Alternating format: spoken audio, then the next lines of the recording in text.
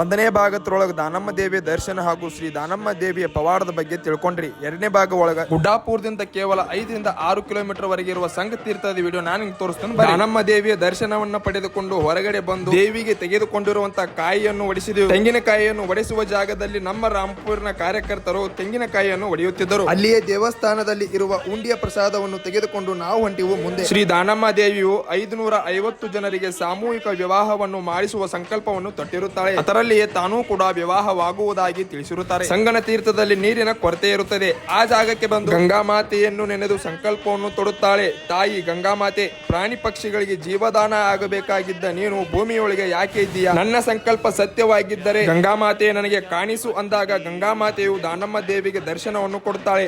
ಇಲ್ಲಿ ಪೂಜೆಯನ್ನು ಮಾಡಿಸಿ ಹಳ್ಳವನ್ನು ತೊಡುತ್ತಾಳೆ. ಎಂದು ಬತ್ತಲಾರದ ಪ್ರಾಣಗಂಗೆಯಾಗಿ ಇಲ್ಲೇ ನೆಲೆಸುತ್ತಾಳೆ. ಅದುವೇ ಈ ಹೊಂಡ. ಈ ಜಾಗದಲ್ಲಿ ಮದುವೆ ಆಗದವರು ಬಂದು ಸಂಕಲ್ಪವನ್ನು ತೊಟ್ಟು ಅರಳಿ ಮರಕ್ಕೆ ಕಾಯಿಯನ್ನು ಕಟ್ಟುತ್ತಾರೆ. ಅವರಿಗೆ ಬೇಗನೆ ಮದುವೆ ಆಗುತ್ತದೆ ಎಂದು ನಂಬಿಕೆ ಇದೆ. ಗುಡ್ಡಾಪುರಕ್ಕೆ ಬಂದವರು ಇಲ್ಲಿ ಕೂಡ ಬಂದು ಹೋಗುತ್ತಾರೆ. ಗಂಗಾಮಾತೆಯ ದರ್ಶನವನ್ನು ಪಡೆದುಕೊಂಡು ನಾವು ಹೊರಟೆವು ನಮ್ಮ ಮನೆಯ ಕಡೆಗೆ. ನಮ್ಮ ಮನೆಯ ಕಡೆ ಹೋಗುವ ದಾರಿಯಲ್ಲಿ ಆ ಅಜ್ಜಿ ಮಾರುತ್ತಿರುವಂತಹ ದಾಳಿಂಬರಿಕಾಯಿ ಮತ್ತು ಪೇರುಕಾಯಿ ತೆಗೆದುಕೊಂಡೆ. ಬೆಳಿಗ್ಗೆಯಿಂದ ಸಾಯಂಕಾಲದವರೆಗೂ ಕೂತರು ಕೂಡ ತಮ್ಮ ಹೊಟ್ಟೆ ಪಾಡಿಗೋಸ್ಕರ ಏನೆಲ್ಲ ಮಾಡ್ತಾರೆ ರೈತರು ಅನ್ನೋದನ್ನ ಈ ವಿಡಿಯೋದಲ್ಲಿ ನೋಡಿ.